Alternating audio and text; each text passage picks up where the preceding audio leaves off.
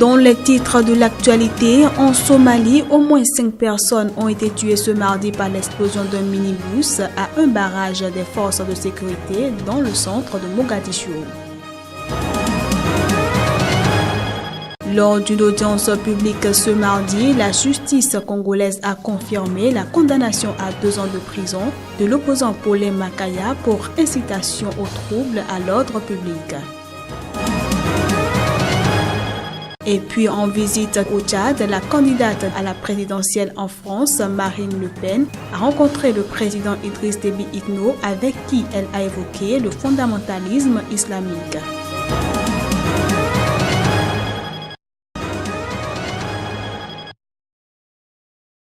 Le Premier ministre somalien Hassan Ali Khair a officiellement procédé à la formation de son nouveau gouvernement. Une équipe placée sous le sceau du nouveau départ. À son bureau à Mogadiscio, le Premier ministre, face à la presse, a déclaré que la nouvelle composition gouvernementale comprend 28 personnalités, dont 26 ministres, un vice-premier ministre et un vice-ministre. Elle ambitionne, la dite équipe, d'améliorer la situation sécuritaire du pays et de relever les grands défis de développement qui s'imposent à lui. De nouveaux visages y ont fait leur entrée, de même que d'éminentes personnalités politiques, à l'instar d'Abdirahman Douale Bélé, ex-ministre des Affaires étrangères, nommé ministre des Finances.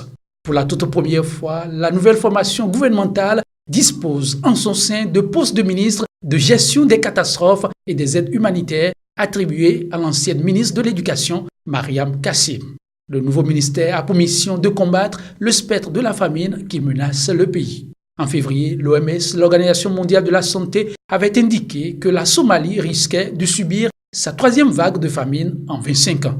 6 ans auparavant, environ 260 000 personnes étaient mortes de faim.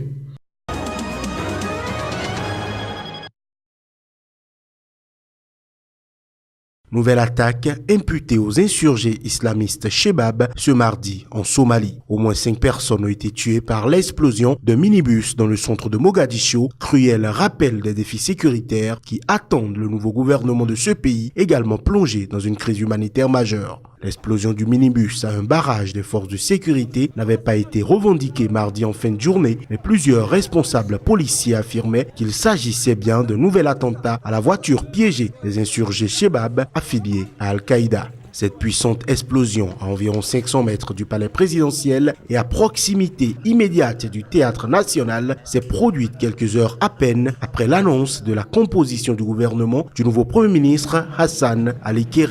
Présentant son équipe de 26 ministres, celui-ci a assuré que le pays était engagé sur la voie du changement. Outre les incessantes attaques Shebab, la Somalie est frappée de plein fouet par une sécheresse aiguë qui sévit aussi sur le reste de l'Afrique de l'Est. Cette sécheresse, déclarée catastrophe nationale en février, a plongé le pays dans une crise humanitaire majeure et selon l'Organisation mondiale de la santé OMS, plus de 6,2 millions de Somaliens, soit la moitié de la population, ont besoin d'une aide humanitaire d'urgence, dont près de 3 millions souffrent de la faim.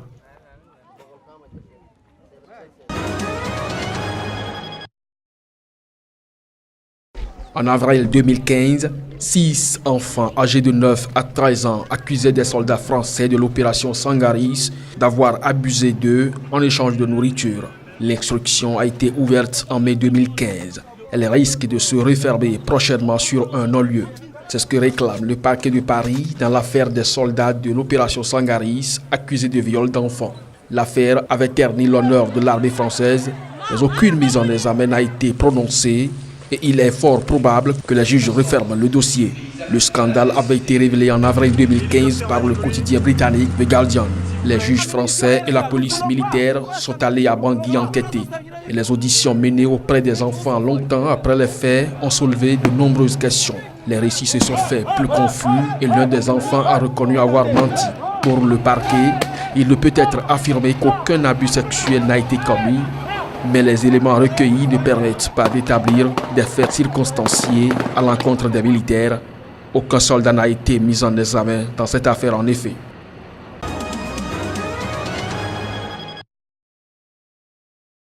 Pour avoir organisé une marche, l'opposant Paulin Makaya, l'un des premiers hommes politiques à s'être opposé à la modification de la constitution congolaise en octobre 2015 reste en prison. Ainsi en a décidé ce mardi matin la Cour d'appel. En effet, son affaire a rapidement été évacuée par la présidente de la première chambre correctionnelle de la Cour d'appel, Christine Siba Mayanda, qui a confirmé le jugement rendu en première instance en juillet, condamnant Paulin Makaya à 2 ans de prison ferme pour incitation au trouble à l'ordre public.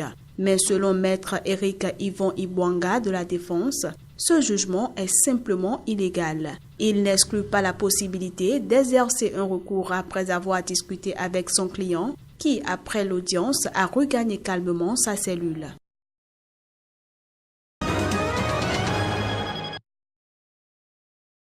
Candidate d'extrême droite à la présidentielle en France, Marine Le Pen effectue depuis ce mardi une visite de 48 heures au Tchad. Elle a rencontré le président Idriss Déby Itno avec qui elle a évoqué le fondamentalisme islamique et la situation en Libye. Mais N'Djamena prévient qu'il ne s'agit pas d'un soutien. En tête dans les sondages de premier tour, mais battue d'après ces mêmes sondages au second tour, la candidate du Front National a déclaré que si elle est élue présidente de la République, elle s'engage à développer la coopération avec les pays francophones.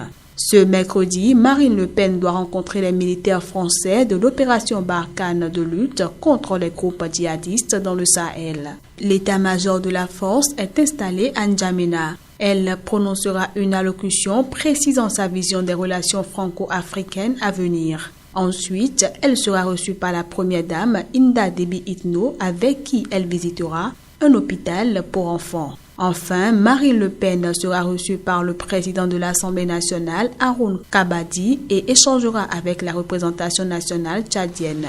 Après sa rencontre le 20 février à Beyrouth avec le président libanais Michel Aoun, c'est la deuxième rencontre officielle de Marine Le Pen avec un chef d'État en activité en un mois.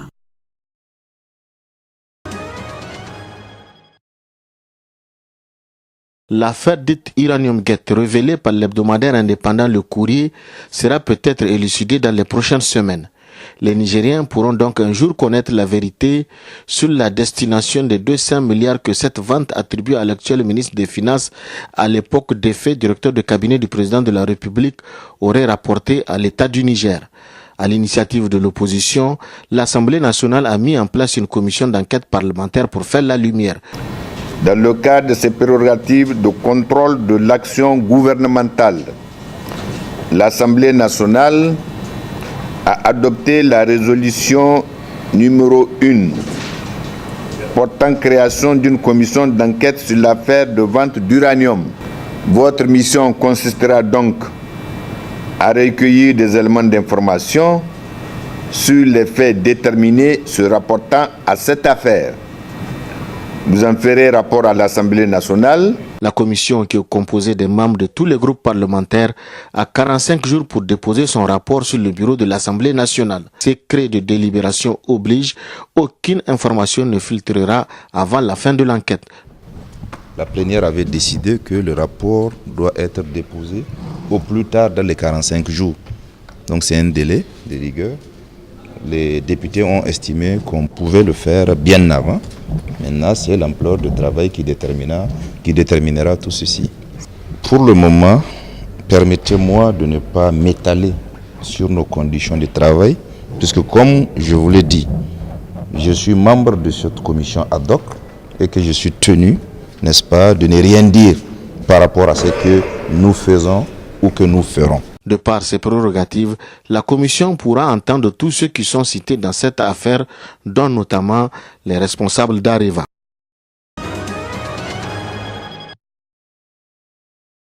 La Côte d'Ivoire a évacué ce mardi plus de 150 de ses ressortissants bloqués en Libye après des tentatives de traversée de la Méditerranée pour gagner l'Europe. C'est une évacuation humanitaire de 151 Ivoiriens détenus jusque-là dans des centres de rétention en Libye, pays de transit vers l'Europe, a expliqué Alassane Diamoutene-Zié, directeur de cabinet au ministère ivoirien de l'intégration africaine et des Ivoiriens de l'extérieur, qui pilote l'opération. Il a salué une opération réussie avec l'appui de l'Organisation internationale pour les migrations, OIM. De son côté, le directeur général des Ivoiriens de l'extérieur, Isiaka Konaté, a souligné que ces personnes rapatriées vont bénéficier d'un suivi sans plus de précision. Je suis trop content de rentrer. On était dans des prisons en Libye, privés de nourriture et frappés tous les jours, a déclaré un des rapatriés à la descente d'avion. Pour rappel, la Côte d'Ivoire avait réalisé en novembre 2015 une première évacuation de 44 de ses ressortissants bloqués en Libye. Depuis la fin de la révolte qui a renversé en 2011 le régime de Mouammar Kadhafi, la Libye est morcelée et sous la coupe de milices rivales. L'insécurité a poussé de plus en plus d'immigrés, souvent présents depuis des années, à tenter la traversée de la Méditerranée au risque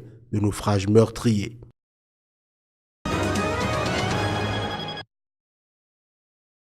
Nommé il y a 5 jours par le roi Mohamed VI en remplacement de Abdel-Lila Ben Kiran, le nouveau premier ministre du Maroc, Saad Eddine El Othmani a entamé ce mardi des consultations avec les principaux partis représentés au Parlement, et ce, en vue de former un nouveau gouvernement et sortir de 5 mois d'impasse.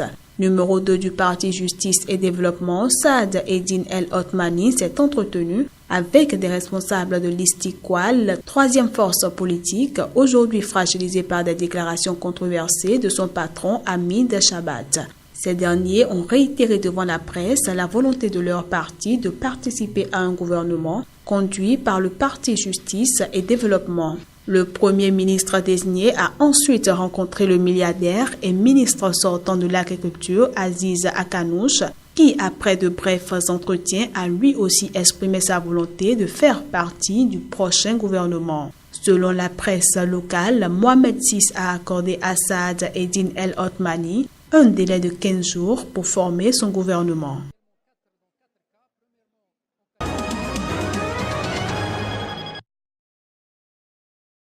Conférence de presse au siège de la Fédération béninoise de football, FBF. Plusieurs sujets ont été abordés dans la signature de contrats de partenariat entre la FBF, la Fédération française de football, ainsi que la Fédération royale marocaine de football. Et la Fédération française aujourd'hui est disposée. Il est à retenir qu'il y a 3 volets essentiels qui sont concernés.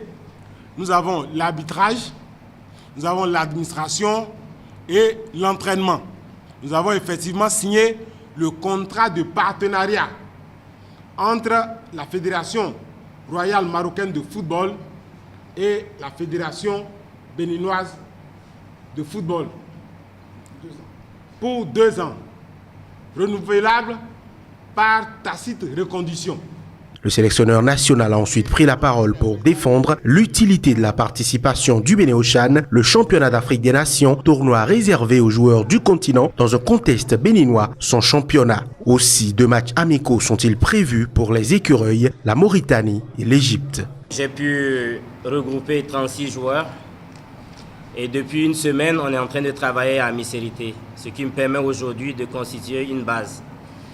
Et comme je le dis, les locaux me serviront aussi de venir titiller l'équipe senior. Donc je ne m'appuie pas seulement sur les locaux et jouer au Bénin. Je m'appuie aussi au cas où j'ai besoin des locaux pour venir en équipe première. Des inquiétudes soulevées quant à l'absence de certains membres du comité exécutif, Anjorin Moucharafou rassure. Tout le monde a l'information, mais tout le monde n'était pas obligé de venir par rapport à son emploi du temps. C'est pour vous dire que pour moi, il n'y a plus de crise, tout est terminé et encore le tribunal vient de nous donner le feu vert pour dire que les problèmes du football doivent être réglés par la famille du football. 3 nouveaux écureuils acceptent de défendre les couleurs nationales. Cédric Rontondi du GFC Ajaccio en Ligue 2 française, Moïse Adileou de l'AO Kerkira en Grèce et Olivier Verdon de l'équipe réserve des Girondins de Bordeaux.